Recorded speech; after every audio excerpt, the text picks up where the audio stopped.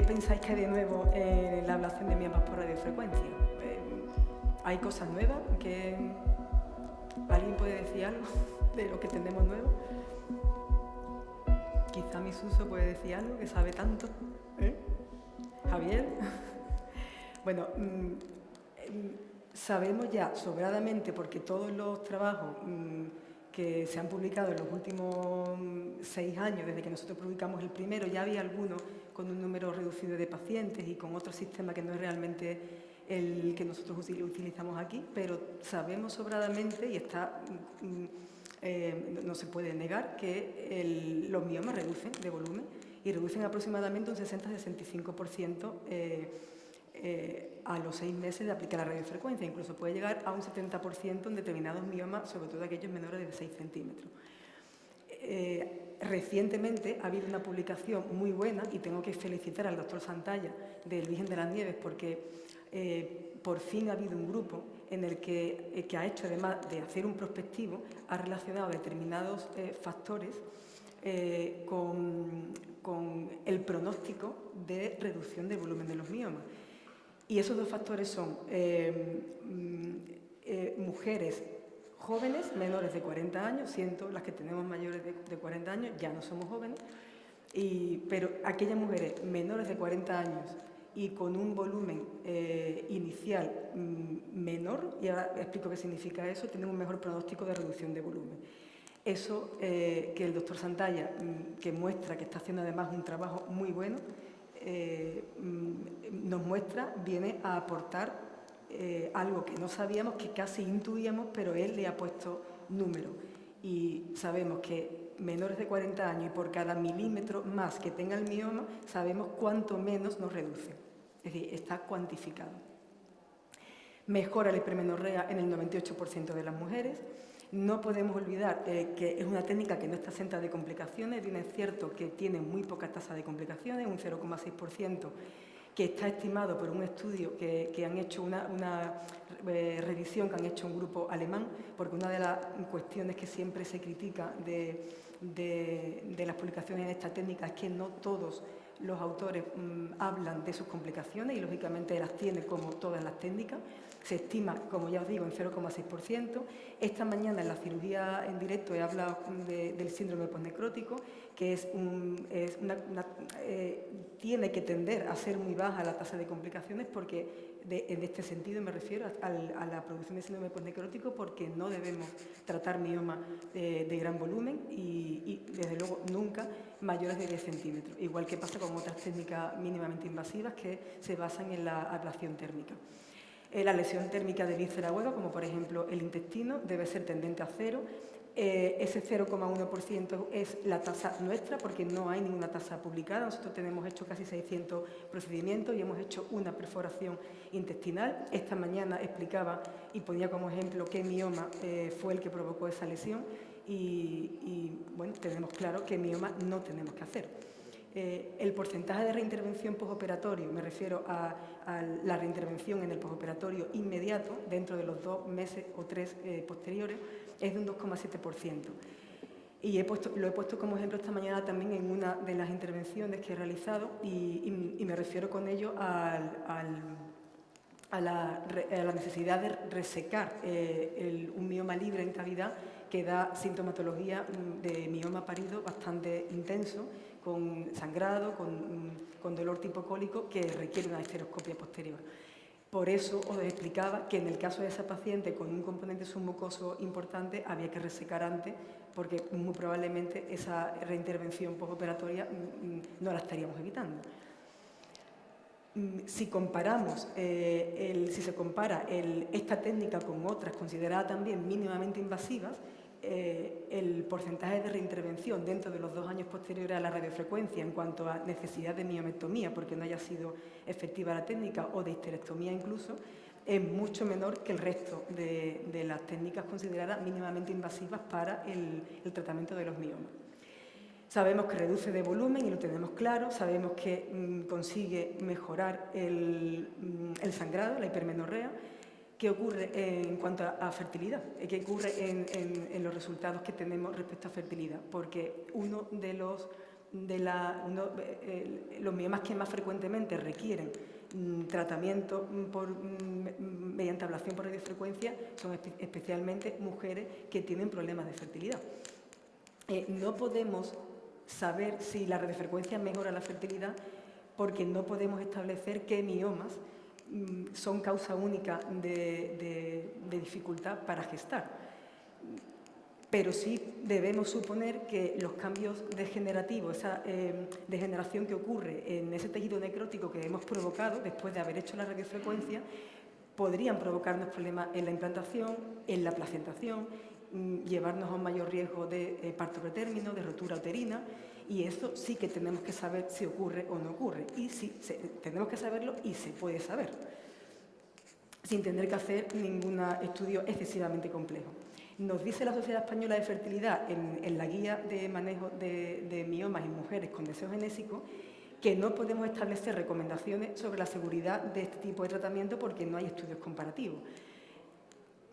Pero resulta que también nos dice que los miomas intramurales, aunque no deformen cavidad, y eso ha sido objeto de bastante debate y es y ahora mismo existe indicación de ello en la ACRM, y es que los miomas que no deforman, los intramurales, aunque no deformen cavidad, reducen la tasa de embarazo en términos de gestación evolutiva y de recién nacido en casa después de la fecundación in vitro.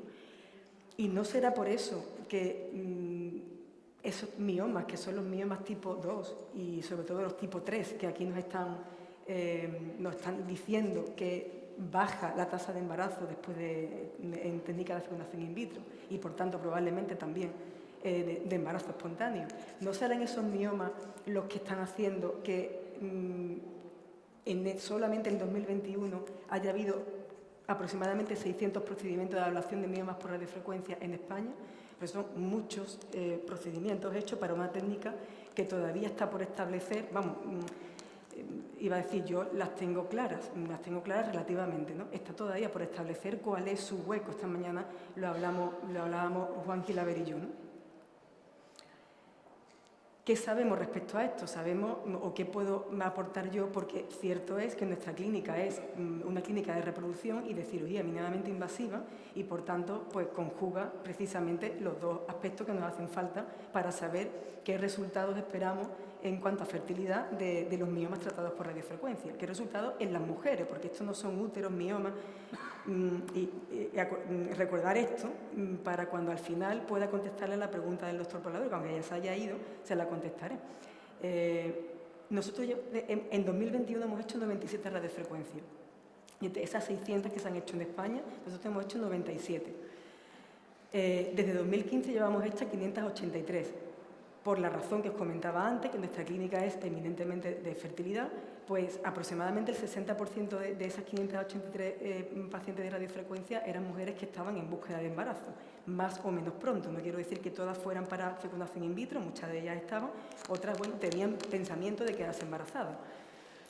De esas 583, de ese 60% que estaba en búsqueda de embarazo, contamos hoy con 207. Aproximadamente la mitad ya han llegado a término y igual que nos dicen el resto, una revisión que voy a presentar ahora y que se acaba de publicar en enero del 2022, concordante con eso, hemos tenido una tasa de cesárea, de rotura uterina y rotura uterina cero, de parto pretérmino, de complicaciones de las sospechadas o de las teóricamente posibles que os decía antes, parto pretérmino, rotura uterina, desprendimiento prematuro de placenta. Hemos tenido una incidencia de rotura uterina de 0 y el resto de las complicaciones son exactamente las mismas que la población general, nuestra población de Sevilla. Por tanto, bueno, por lo menos podemos quedarnos tranquilos y yo con ello, desde que ya tuve una estadística contundente, por lo menos que a mí me dejara tranquila, yo en este momento soy capaz de indicar una radiofrecuencia en una mujer que esté buscando embarazo con bastante honestidad. Este es el resultado, el estudio al que me refería, es una revisión que acaba de publicarse, ha recogido las 923 casos de radiofrecuencia publicados Y ya ha habido 50 embarazos, la mayor parte no eran embarazos deseados porque eran en todos los trabajos publicados, como decía esta mañana la doctora Falcón, el desogénesico no cumplido era criterio de exclusión y por eso contamos con 7 interrupciones voluntarias de embarazo, 4 abortos espontáneos, 44 embarazos, partos a término. El grupo que revisó esto es un grupo de Nueva York, de la Universidad de Columbia. Veis la tasa de cesárea, lógicamente es más alta que la nuestra, estamos hablando de otra población. La tasa de cesárea y de parto es la misma que ellos cuentan allí en Estados Unidos y no hay ningún caso, en esos 50 embarazos, ningún caso de rotura uterina, ni de parto pretérmino, ni retraso del crecimiento. Es decir, no solamente lo digo yo, que no he publicado los resultados, aunque parezca una barbaridad, pero publicamos otros, pero esto no lo hemos publicado y sé que es muy interesante, pero no está. Pero es similar a lo que nos está diciendo esta revisión de Nueva York. Y todo esto, preparando esta presentación, y termino ya, me hizo recordar el paso a la laparoscopia también costó. Pasamos de las grandes cicatrices a utilizar 4 incisiones pequeñitas y es cierto, lo decía Lugardo antes, es cierto que a mí me ponían por loca, sí, vamos, a mí y a todos los que nos iniciamos en la laparoscopia. Y la mente humana tiene esa limitación, ¿no? Todos tenemos esa limitación. Cuesta mucho trabajo evaluar las técnicas nuevas y cuesta mucho trabajo por exceso y por defecto. Y a mí no me parece mal que se critiquen las técnicas nuevas porque es lo que nos hace realmente validarlas como corresponde. Yo no sé si la radiofrecuencia, si nos vamos a quedar ahí, me refiero. Y pongo iba a poner un vídeo, pero me lo voy a saltar. Este sí lo voy a poner. No tiene sonido, ¿no? Este es un vídeo que es del doctor Magriñá, se lo he pedido cedido. Hay un militar que está lesionado en la guerra y se lo lleva al camión ese de ambulancia, que no está tripulado, por supuesto, ahí no hay nadie. Y la ambulancia hace de todo sola. Hace un escáner, seguramente, aquí en la sala seguramente habréis visto este vídeo porque se lo habéis visto a Javier seguro, ¿no? Hace un escaneo, le hace unos análisis de sangre, localiza lo más urgente. Todo esto sin ninguna persona. Y eso es la cirugía robótica, así nació la cirugía robótica. El vídeo de antes era un vídeo del 2004 donde yo aparecía, estaba la empresa que estaba desarrollando la robótica en aquel momento, hizo el vídeo el día que yo estaba ahí en el quirófano. Y a mí me pareció aquello sorprendente. Bueno, pues han curado al soldado y se lo llevan en un avión que seguro no está tripulado, no le he preguntado, pero seguro no está tripulado. Y yo cuando las primeras veces veía ese vídeo, le veía el vídeo a Javier y yo decía, eso es muy exagerado. Pues a día de hoy pienso que es poco para lo que probablemente tengamos que vivir. De las radiofrecuencias puedo contar que creo en ella, lógicamente.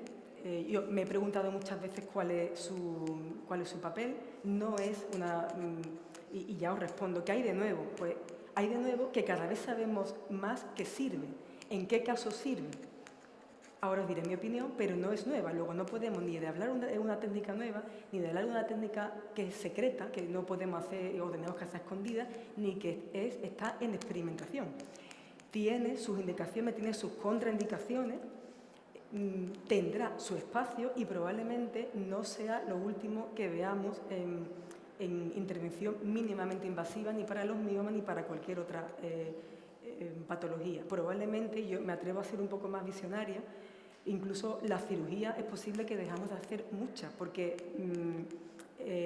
acordaros de la primera charla de la microbiota intestinal, probablemente el origen de la endometriosis, el origen de los miomas, el origen de la patología, podamos llegar a descubrirlo en algún momento y que no tengamos que meternos ni en la, que a mí me encanta, ni en la cirugía que nos ha visionado antes Juan Gilaber, ni en la radiofrecuencia, probablemente. O sea, que probablemente el futuro no sea ninguna invasión. corporal, sino que podamos tratar la patología desde su origen. Entonces, yo os dejo ahí un poco con esa reflexión.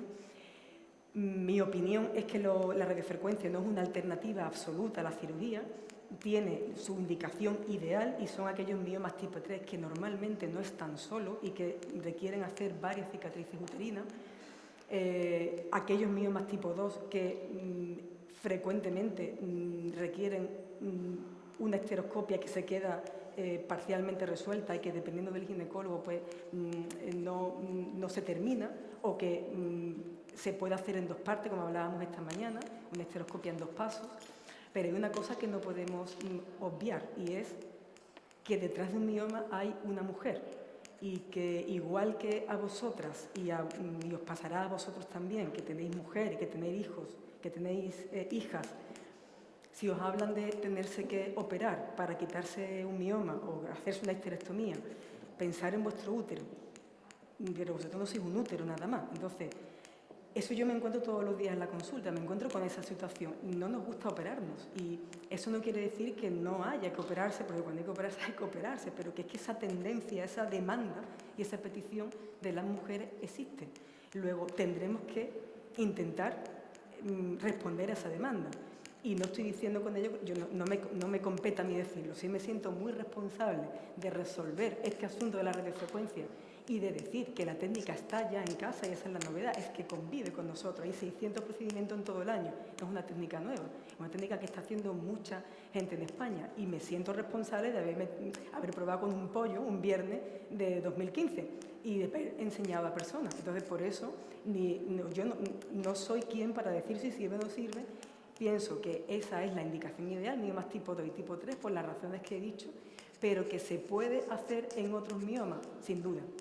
Y que va bien, también, sin duda. Y que ahorra intervención, ahorra tiempo, ahorra tratamientos y ahorra probablemente costes, que no lo tengo calculado porque en el ámbito donde yo me muevo no puedo saberlo, sin duda.